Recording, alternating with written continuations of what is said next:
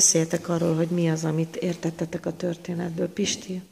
Én láttam a Jancsiban egy ilyen keresztapa-szerűséget, akinek ilyen varázsereje van. Ilyen, de hát ez egy kicsit egyszerű. Jancsi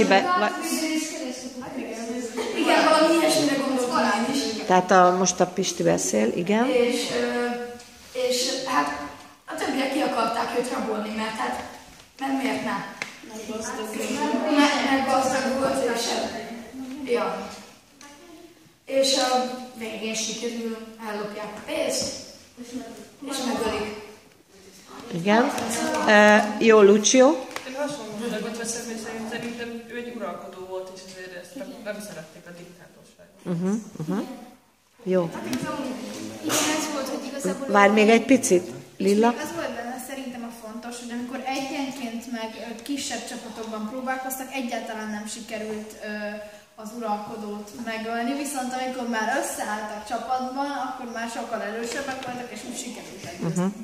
Jó, köszönöm. Igen, nagyjából ez volt, hogy Jancsi egy király volt, és ő volt, a szolgája volt Gergő, és ott mindig sikerült kicseleznünk, egyszer Szonya így elvett figyelmét, egyszer megöltem, meg milyen, de hogy mindig nem újra élet, hanem mindig jött egy másik kör, csak nem volt annyi szereplőnk, szóval nem tudtuk azt úgy megcsinálni, és ennek a királynak egy ilyen varázsereje volt.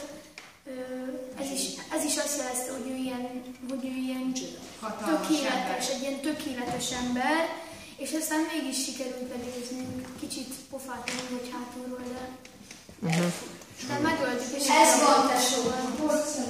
Ki kellett cselezni. Jó, köszönöm szépen.